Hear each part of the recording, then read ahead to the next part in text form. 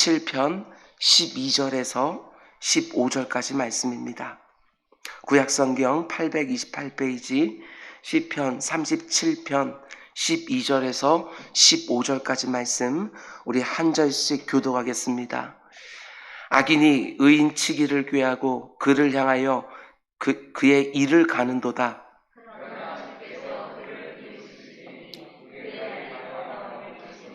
악인이 칼을 빼고 활을 당겨 가난하고 궁핍한 자를 엎드러뜨리며 행위가 정직한 자를 죽이고자 하니 그들의 칼은 오히려 그들의 양심을 찌르고 그들의 칼은 부러지리로다. 아멘. 오늘 이 새벽에 드려진 예물이 있습니다. 김은희 집사님, 우리 먼 곳에서 주님 감사합니다 하고 예물 드렸습니다. 판현희 권사님, 주님 은혜 감사드립니다. 예물 드렸고요. 이동우 집사님, 판현 권사님 10의 1 구별하여 드렸습니다.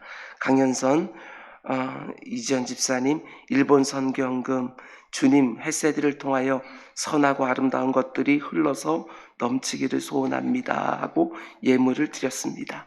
우리 잠시 기도하겠습니다. 사랑해 주님 감사합니다. 날마다 하나님께서 하늘을 열어서 우리들에게 좋은 것들을 주시는 줄 믿고 하루하루 살아가는 주의 백성들이 이렇게 새벽에 또 주님 앞에 나와 있습니다. 내 주 아버지 하나님, 그 부르짖는 입 가운데 속에 하나님께서 좋은 것으로 채워주시되 아구까지 넘치고 흐를 수 있도록 채워주시옵소서. 그들의 삶만 풍족해 하는 것이 아니라 그들 곁에 있는 또 다른 사람들까지 풍족해질 수 있도록 흘러넘치는 삶이 될 수 있도록 주님 인도하여 주시옵소서. 오늘 새벽 제단에 드려진 예물들이 있습니다. 우리 김은희 집사님 수술 이후에 참 많이 힘들어 하십니다. 늘 통증 가운데 속에 힘들어하는 그의 아픔을 주님께서 보고 계시는 줄 믿사오니 내 주 아버지 하나님 주의 피 묻은 손으로 안수하여 주시사 고통을 하감하게 하여 주시고 그의 걸음걸이 가운데 힘이 생길 수 있도록 주님 인도하여 주시옵소서. 오직 주만 바라보고 있사오니 주님 그 영혼을 흡족하게 하여 주시옵소서. 우리 판현희 권사님, 이동호 집사님 예물을 하나님 앞에 구별하여 드립니다. 그의 삶 가운데 속에 많은 것들이 있든지 적은 것들이 있든지 그 10년 가운데 풍성한 마음이 있습니다. 주님 늘 좋은 것들로 채워주셔서 그 가정을 통하여 하나님을 만나는 사람들, 하나님을 경험하는 사람들 참 많이 있을 수 있도록 인도하여 주시옵소서. 우리 강현선 집사님, 이지연 집사님 하나님께서 사업장을 허락하여 주시고 하나님의 은혜와 자비와 긍휼이 흘러가는 사업장 세워주신 것 주여 진정으로 감사를 드립니다. 힘들고 어려운 때도 많이 있었지만 돌아보기만 하면 모든 것들이 다 하나님의 은혜였구나 라고 간증하는 입술이 있습니다. 주님께서 함께 붙들어 주시사 아버지 한 그들의 건강도 지켜주시고 심령도 지켜주시고 그들의 손으로 하는 일마다 많은 열매들 있게 하여 주시사 그들을 통하여 아버지 하나님 각 선교지 가운데 속에 힘을 얻을 수 있도록 주님 인도하여 주시옵소서. 오늘도 말씀 드리려 합니다. 주님 부족한 조력을 사용하여 주셔서 사모하는 10년 가운데 흡족하게 채워지는 역사 있게 하여 주옵소서. 이 모든 말씀 예수님의 이름으로 기도드렸습니다. 아멘. 아멘. 여러분 반갑습니다. 오늘도 하나님께서 우리들에게 좋은 것들로 주실 줄 믿습니다. 아멘. 오늘 시편 강의 110번째 시간으로 내가 공격받는 지점이 내가 연단되어야 할 부분입니다. 이런 제목으로 말씀 전하도록 하겠습니다. 내가 늘 공격받고 있는 지점이 내가 반드시 훈련하고 보완하고 해결해야 될 부분입니다. 이런 제목입니다. 나의 대적들이 늘 공격하는 부분이 있습니까? 그 부분이 나에게 가장 약한 부분이라는 점이겠지요. 그 부분을 해결하지 못하면 늘 그 부분에서 넘어지기 마련입니다. 오늘 이 새벽에 그 부분이 보여지는 은혜가 있기를 주님의 이름으로 축원을 드립니다. 총 150편으로 이루어져 있는 시편 말씀의 큰 주제 중에 하나는 의인과 악인의 결국입니다. 사람을 둘로 획일하게 나누는 것은 어렵겠지만, 아니 그래서도 안 되겠지만 천국과 지옥 딱 두 군데로 나누어져 있고 그 중간은 없는 것처럼 이 땅에 살아가는 인생들도 마찬가지입니다. 하나님을 바르게 두려워하면서 그분의 뜻대로 살려고 애를 쓰는 의인들과 하나님의 존재를 인정하지도 않고 그렇기 때문에 그분의 심판도 두려워하지 않고 마음껏 자신의 본성을 가지고 이 땅을 살아가는 악인들이 있습니다. 근데 시편 말씀은 그 의인들과 악인들의 현실만 보여주는 것들이 아니라 그들의 결국이 어떻게 되어지는지 그것을 보여줍니다. 우리가 시편 37편 말씀을 믿음과 현실의 문제라는 주제로 계속해서 보고 있는데 의인들과 악인들의 현실은 어떠한지 그리고 그들의 결국은 어떠한지 이걸 보여주는 것입니다. 왜 보여주겠습니까? 의인들에게 흔들리지 말라고. 현실에서 보이는 상황이 어떻다 할지라도 그 마음 가운데 속에 의심하지 말라고. 하나님의 말씀은 반드시 이루어진다고. 현실 너머에 있는 정말 하나님께서 그 결국을 예비해 놓으셨다는 거 말씀으로 붙들라고 우리에게 계속해서 보여주는 것입니다. 그런데 우리가 놓치지 말아야 되는 것은 하나님이 이렇게 의인들과 악인들로 딱 분류해 놓으셨지만 문제는 함께 살게 하셨다는 것입니다. 마치 가라지와 알곡을 추수의 때까지 함께 자라나게 하시는 것처럼 의인들과 악인들을 함께 살게 하신 것이지요. 악인들은 이쪽에만 몰려서 살고 의인들은 저쪽에만 몰려 사는 것이 결코 아니라는 것입니다. 당연히 이 땅을 살아가는 성도들에게는 사명이 있는 것이지요. 그들이 살아가는 모습을 통하여 하나님을 아직까지 인정하지도 아니하고 그래서 심판도 의식하지 않는 그 악인들에게 의인들이 이 땅을 살아가면서 하나님이 정말 계시다는 것, 그리고 이 땅의 삶이 전부가 아니라는 것, 그것을 드러내 보여주며 살도록 하나님께 부름을 받은 사람들이지요. 그런데 그 의인들이 오히려 악인들이 살아가는 모습을 보면서 나도 저렇게 살아가야 되나 하고 부러워하는 경우들이 있다는 것입니다. 하나님이 오래 참으시며 한 영혼이라도 더 의인의 반열에 들어오도록 그들의 심판을 최대한 늦추시는데 그 과정 중에 의인들이 악인의 형통을 보면서 불평하고 혹은 부러워하는 것입니다. 그러면서 이런저런 원망을 쏟아놓기도 하고 이런저런 의문을 쏟아놓으면서 영적 침체에 빠지기도 하는 것이지요. 그런 면에서 오늘 본문은 참 중요한 내용이라고 할 수 있습니다. 철저하게 악인과 의인을 비교하면서 그들의 결국까지 보여주기 때문에 그렇습니다. 여러분, 이 부분이 핵심입니다.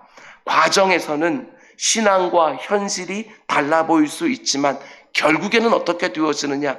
신앙대로 현실이 되는 것을 보게 되어집니다. 이게 믿어져야 끝까지 믿음으로 이 땅을 살 수 있는 것이지요. 그럼 먼저 첫 번째로 악인과 의인은 이 땅을 어떻게 살아가느냐? 악인은 의인을 핍박하고 의인은 악인에게 핍박을 당한다고 말을 합니다. 12절 말씀 보면 이렇게 되어 있지요. 악인이 의인 치기를 꾀하고 그를 향하여 그의 일을 가는도다. 악인이 그냥 형통하기 때문에 의인의 마음이 힘들어지는 것이 아니라 보다 적극적으로 적대감을 가지고 의인치기를 꾀하는 것이지요. 그런데 이 부분을 잘 보셔야 됩니다. 성경은 악인들을 가리켜서 뭐라고 표현하느냐? 그 뒤로 내려와서 20절 말씀 보면 악인들은 멸망하고 여호와의 원수들은 어린 양의 기름과 같이 타서 연기가 되어 없어지리로다. 악인들을 가리켜 뭐라고 말합니까? 여호와의 원수들, 이렇게 부르고 있다는 것입니다. 여러분, 윤리적으로 악하다는 말이 절대로 아닙니다. 아무리 선하게 윤리적으로 살아도 하나님을 인정하지 않으면 하나님의 원수가 된다고 말하는 것입니다. 반면에 이 땅을 살아가는 의인들은 또 어떻게 표현합니까? 14절 말씀 보면 악인이 칼을 빼고 활을 당겨 가난하고 궁핍한 자를 엎드러뜨리며 행인과 정직한 자를 죽이고자 하나. 이 땅을 살아가는 성도들을 가리켜서 가난하고 궁핍한 자라고 부르고 있다는 것입니다. 가난하고 궁핍하다라는 말은 단지 경제적으로만 어렵다는 말이 아니라 하나님 외에는 그 어떤 것도 의지할 것이 없는 사람처럼 살아가는 모습, 그걸 말하는 거예요. 하나님의 도움 없이는 절대로 살 수 없을 것처럼 살아가는 사람들, 그들이 바로 의인들이라는 것이지요. 근데 악인들이 가난하고 궁핍하지만 그래도 정직하게 살아가는 의인들을 어떻게 대합니까? 자기에게는 힘과 권세와 재물을 가지고 함부로 대하지요. 압제하고 착취하고 넘어뜨리고 죽이려고 하는 거예요.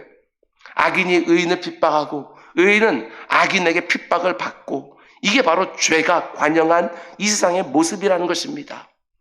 여러분, 그런데 어떻게 압제하고 착취하고 넘어뜨리고 죽이려고 합니까? 오늘 본문을 보면 크게 세 가지 방법으로 악인들이 의인들을 대한다고 말합니다. 먼저 첫 번째로 12절 말씀 보면 악인이 의인치기를 꾀하고, 그냥 충동적으로 즉흥적으로가 아니라 악인이 의인을 치기 위해서 꾀한다. 우리가 다른 시편들에서 본 것처럼 모략을 꾸미고 모함을 하고 함정을 파놓고, 두 번째로 계속해서 12절 말씀 보면 그를 향하여 그의 일을 가는도다. 일을 간다는 것은 극한 미움의 표현 아닙니까? 극한 미움으로 일을 갈면서 의인을 치려고 기회를 노리는 것입니다. 세 번째로 의인들을 보면서 이를 갈고 해코지하려고 꾀하기만 하는 것이 아니라 14절 악인이 칼을 빼고 활을 당겨 가난하고 궁핍한 자를 넘어뜨리며 행위가 정직한 자를 죽이고자 하나. 극한 미움을 가지고 계획을 세운 다음에 실제로 칼과 활로 죽이려고 하는 것이지요. 여러분, 오늘 본문을 보면서 저는 이런 생각을 해보았습니다. 악인들이 이 땅에서 형통하는 것은 어쩌면 당연할지도 모르겠다. 자신의 유익을 위해서라면 누군가를 넘어뜨리고 해코지하는 게 그렇게 대수롭지가 않습니다. 그러니 정말 많은 것을 가져가는 것이지요. 하나님을 두려워하는 우리는 그렇게 못하는데 저들은 자신의 유익을 위해서 얼마든지 그렇게 할 수 있는 거예요. 늘 누군가의 것을 빼앗기 위하여 계책을 세우고 틈만 나면 이를 갈면서 적대감을 불태우고 거기에다가 필요할 때 사용할 수 있도록 칼과 활을 다 준비해 놓은 것입니다. 당연히 악인들이 이 땅에서 형통하는 것처럼 보이는 것입니다. 반면에 의인들은 어떻습니까? 14절 말씀 보면 행위가 정직하다고 말을 합니다. 이렇게 불의가 가득한 세상을 살아가면서 늘 하나님을 의식하면서 사람들이 보든지 안 보든지 정직하게 살아가니까 어떤 면에서 보면 가난하고 궁핍한 게 당연한 게 아닌가, 이런 생각이 들기도 합니다. 가난하고 궁핍하면 머리라도 잘 쓰면 좋을 것 같은데 정말 우직하게 뭐가 하나님이 기뻐하시는 일일까, 이것만 생각하는 것이지요. 그러다 보니까 때로는 가져갈 것도 못 가져가고 많이 가져갈 것도 적게 가져가는 경우들이 있다는 것입니다. 당연히 이 땅에서는 악인들에 비하여 의인들은 상대적으로 적은 것을 가져갈 수밖에 없는 것처럼 보이는 것이지요. 악인들은 하나님의 존재도 안 믿고 심판도 안 믿기 때문에 자신의 유익을 위해서라면 뭐든지 할 수 있지만, 의인들은 아무리 내게 유익한 일이라도 다른 사람들에게 해코지하지 않습니다. 원수들에게까지도 함부로 대하지 않습니다. 모든 것을 보시고 아시는 하나님의 마음이 어떠한지 늘 의식하기 때문에 아무리 큰 유익이 있다 할지라도 그 일을 하지 않는 것이지요. 악인의 형통을 결코 이상하게 보지 말라는 것입니다. 그들의 형통을 보면서 흔들리고 침체에 빠지는 것이 아니라 어떤 면에서는 너무나도 당연한 게 아니냐고 말하는 것입니다. 그걸 이상하게 보니까 마음에 불평이 생기고 분을 내면서 스스로 힘들어지는 것이지요. 여러분, 그런데 이게 중요하지 않겠습니까? 결국에는 어떻게 된다고 말합니까? 악인들이 아무리 의인을 치려고 계획을 세우고 이를 갈고 칼과 활로 죽이려고 해도 그 악한 모든 도모는 실패할 수밖에 없다, 이렇게 말하는 것이지요. 악인들이 의인들을 치려고 모든 지혜를 다 동원해서 치밀하게 계획을 세웠지만 13절 말씀 좀 보시기 바랍니다. 그러나 주께서 그를 비웃으시리니 그의 날이 다가옴을 보심이로다. 주님이 다 보고 비웃으신대요. 야, 이놈들 좀 봐라. 그런다고 니놈 뜻대로 될 것 같냐? 비웃으시는 거예요. 아무리 치밀한 계획을 세우고 칼과 활을 겨누고 있다 할지라도 하나님이 위에서 다 보시면서 비웃으시는 거예요. 하나님의 허락 없이는 참새 한 마리도 안 떨어진다. 하나님께서 비웃으시는 것이지요. 그러나 여러분, 이 점을 잘 보셔야 됩니다. 악인들을 향한 하나님의 심판이 우리가 기대하는 것처럼 바로 시행되는 것은 아니라는 것입니다. 13절 하반절을 보면 이렇게 되어 있는 거예요. 그의 날이 다가옴을 보심이로다. 하나님이 정하신 날이 있다는 거예요. 심판과 징계의 날이 있다는 것이지요. 그 날이 계속해서 다가오는데 악인들은 그것도 모르고 의기양양합니다. 그 모습을 보면서 하나님 비웃으시는 거예요. 야, 저놈들 좀 봐라. 한 치 앞도 정말 못 보는구나. 여러분, 그런데 하나님이 왜 이렇게 하십니까?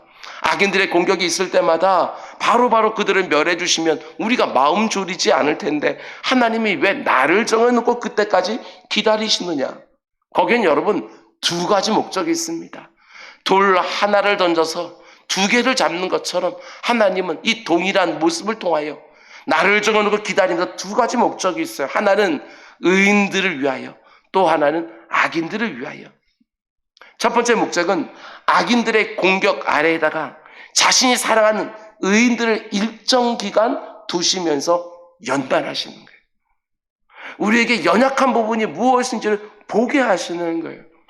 그 부분을 훈련하게 하고 그 부분을 하나님 앞에서 해결하게 하시는 것이지요. 뿐만 아니라 그리스도의 닮은 성품으로 빚어가시는 것입니다. 여러분과 제가 어지간한 일로는 잘 변하지 않기 때문에 악인들의 공격을 받는 것을 다 보시면서도 일정 기간 동안 그 공격 아래 두시는 것이지요.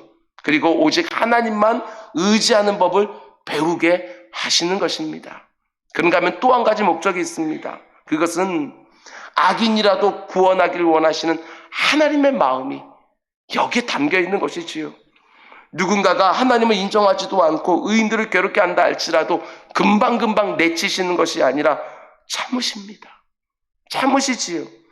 그것도 우리가 생각하는 것보다 훨씬 더 오래 참으십니다. 에스겔서 18장 말씀을 보면 하나님의 이런 마음이 잘 드러납니다. 제가 오늘 설교를 준비하면서 다시 한번 참 많은 은혜를 받은 구절이기도 합니다. 이렇게 말하지요. 그러나 악인이 만일 그가 행한 모든 죄에서 돌이켜 떠나 내 모든 율례를 지키고 정의와 공의를 행하면 반드시 살고 죽지 아니할 것이라. 그 범죄한 것이 하나도 기억함이 되지 아니하리니 그가 행한 공의로 살리라. 주 여호와의 말씀이니라. 내가 어찌 악인이 죽는 것을 조금인들 기뻐하랴. 그가 돌이켜 그 길에 떠나 사는 것을 어찌 기뻐하지 아니하겠느냐. 이게 바로 하나님의 마음인 거예요. 악인이라도 회개하고 돌이켜 살기를 원하는 거예요. 여러분, 우리는 하나님의 마음을 이 땅 가운데 속에서 닮아가려고 애를 쓰는 사람들 아니겠습니까? 그러면 제가 되묻겠습니다. 하나님의 마음은 이러하십니다. 아무리 악인이라 할지라도 그들이 망하는 것을 내가 기뻐하겠느냐, 이렇게 말씀하셨는데 인생을 살면서 정말 나에게 원수라고 부를 만큼 나를 괴롭게 하고 힘들게 하고 해코지 하는 사람들 여러분 주변에 혹 있으십니까? 여러분도 하나님의 마음과 똑같습니까? 정말 그들이 돌이켜서 살기를 원하고 여러분의 마음도 그들이 하나님의 징계를 받아서 그 가운데 멸망하는 거 나 절대로 기뻐하지 않는다고, 그들이 돌이키길 원한다고. 여러분의 마음도 하나님의 마음과 동일하십니까? 여러분, 악이라도 선으로 갚아야 된다고 거듭거듭 말씀해 주셨습니다. 여러분, 이 마음을 담는 우리 모두가 될 수 있기를 주님은 축원을 드립니다. 그러나 중요한 것은 끝까지 돌이키지 않으면 하나님이 결코 그들의 죄를 묵고하지 않으신다는 것입니다. 악인들의 죄가 관영하면 하나님의 거룩하심이 공의로운 심판으로 드러나게 되는 거예요. 하나님이 한 날을 정해놓고 악인들이 돌이킬 기회를 주시는 것입니다. 우리는 언제인지 모르지만 기한이 정해져 있는 거예요. 악인들이 의인들을 괴롭게 하는데도 하나님이 바로바로 심판하지 않으시는 두 가지 이유는 악인들을 의인들의 연단의 도구로 삼아서 우리를 더 순결하고 더 온전하게 빚어가시기 위함이고, 또 한 가지는 악인들이라도 돌이키기를 너무나 원하시는 하나님의 절절한 마음이 그 안에 담겨 있는 것입니다. 노아의 시대를 보시기 바랍니다. 죄가 관영했다. 관영이란 말이 무슨 뜻이겠어요? 온 세상에 악우까지 죄가 가득 찼다. 그러면 하나님께서 곧바로 심판할 것 같은데 하나님이 어떻게 하십니까? 그들의 날은 120년이라 말씀해 주시는 거예요. 그 120년 동안 하나님께서 뭘 하십니까? 노아에게 방주를 짓게 하면서 그 긴 세월 동안 노아에게 방주를 짓게 하며 더 순결하게, 더 견고한 믿음으로 하나님께서 노아와 그의 가족들을 빚어가시고, 왜냐하면 그들이 다시 이 세상을 시작할 시조들이 될 테니까 그들을 더욱 빚어가시기 위함이고, 또 한 가지는 그 시대의 죄인들에게 구원받을 기회를 거듭거듭 주고 계시는 것이지요. 그런데 그 기한이 다 차니까 어떻게 됩니까? 하나님의 정말 엄중한 심판이 시행되어집니다. 하늘이 열리고 땅이 열리고 그 가운데 호흡하는 모든 것들이 죽습니다. 여러분, 지금 우리가 살아가는 이 시대가 바로 그 기한 중에 있는 것이지요. 딱 우리 주님 다시 오시는 그날까지만. 개인의 삶에도 기한이 있습니다. 딱 코에 호흡이 붙어있는 순간까지만. 그 이후에는 돌이킬 수가 없는 거예요. 이걸 믿음으로 볼 수 있어야지만 악인들의 형통에, 의인들이 핍박받는 것에 흔들리지 않을 수가 있습니다. 이것을 볼 수 있어야지만 복음도 전할 수 있는 거 아니겠습니까? 그러나 악인들이 끝까지 돌이키지 않고 그 악의 분량을 다 채우면 하나님이 어떻게 하십니까? 15절, 그들의 칼은 오히려 그들의 양심을 찌르고 그들의 활은 부러지리로다.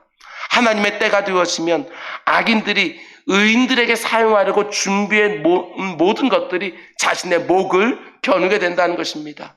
여러분, 구약에는 에스더서가 그걸 정확하게 보여주지 않습니까? 하만이 모르드게를 죽이려고 준비해 놓은 그 장대에 하만 자신이 달리는 것을 보게 되어집니다.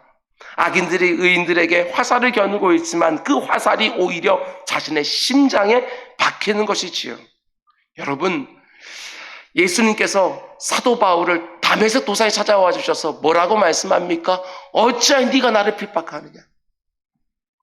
바울은 예수님을 만난 적도 없습니다. 그런데 왜 나를 핍박하느냐? 성도들을 핍박하는 것을 우리 주님은 나를 핍박하는 것으로 보았습니다.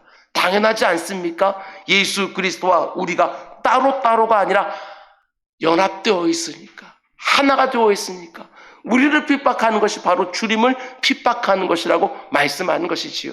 이 땅에서 마찬가지입니다. 의인들을 핍박하는 그 악인들을 하나님께 심판하는 이유는 하나님과 우리 의인들이 한 덩어리가 되어 있기 때문에 그런 것입니다. 그 죄값을 치르게 하시는 것이지요. 지금 당장에는 악인들이 형통하는 것처럼 보여도 그들의 날은 딱 한정되어 있다는 것을 반드시 기억하시기 바랍니다. 악인들이 아무리 의인들을 괴롭혀도 그게 영원히 지속되는 것은 아닙니다. 여러분, 지금 우리가 살아가는 이 세상은 죄가 들어와서 심각하게 망가진 세상입니다. 그래서 악인들이 득세하고 모든 좋은 것을 다 가져가는 것 같고 심지어 의인들을 핍박하기도 하지만 두려워할 필요가 없습니다. 저는 오늘 본문의 이 표현이 너무너무 좋습니다. 주께서 비웃으시니라, 이 말이에요. 이 땅 가운데 정말 자신들이 지혜로운 것처럼 그것이 선인지 악인지 전혀 분간하지 아니하고 자기의 유익을 위해서 마음껏 살아가는 그 모습을 하나님이 하늘에서 보면서 비웃으신다. 악인들이 나를 공격하는 지점이 있습니까? 그 부분이 바로 내가 연단되어야 할 지점인 줄 알고 오히려 악인들의 핍박을 받을 때 그 부분을 연단하는 기회로 삼는 우리 모두가 되기를 원합니다. 뿐만 아니라 우리 주님 말씀하셨습니다. 나는 너에게 이르노니 너희 원수를 사랑하며 너희를 박해하는 자를 위하여 기도하라. 아무리 악인들 때문에 마음이 괴롭고 힘들어도 하나님이 그 악인들까지도 돌이켜서 하나님의 구원 안으로 들어오기를 원하시는 줄 알고 나를 가장 힘들게 하는 사람들, 그래서 심지어 원수처럼 느껴지는 그 영혼들을 오히려 불쌍히 여기며 기도하는 새벽이 되기를 주님의 이름으로 축원을 드립니다. 우리 기도하겠습니다. 사랑이 많으신 아버지, 감사합니다. 이 땅을 살아가는데 믿음으로 산다는 것이, 말씀대로 산다는 것이 때로는 불가능한 것처럼 보이고, 때로는 마음 가운데 불평이 생기고, 자기 마음대로 살아가는 사람들을 보면서 부러워할 때도 있지만, 주님, 오늘 이런 말씀들로 우리의 마음을 다 잡아주시니 진정으로 감사를 드립니다. 이 땅에 내 육신의 눈에 보이는 것이 전부가 아니라 내 육신의 눈에 보이지 않는 진짜 현실이 있는 줄 알고 믿음으로 묵직하게 하루하루 살아가는 우리 모두가 될 수 있도록 인도하여 주시옵소서. 오늘 하루를 살아가면서도 내 마음 가운데 이런저런 의구심이 생길 때마다 말씀으로 다잡고, 이런저런 사람들을 만나서 마음이 힘들 때마다 말씀으로 내 마음을 다시 다잡고, 오늘도 하나님의 마음이 내 삶 가운데 드러나는 또 한 날 될 수 있도록 인도하여 주시옵소서. 이 모든 말씀 예수님의 이름으로 기도드렸습니다. 아멘.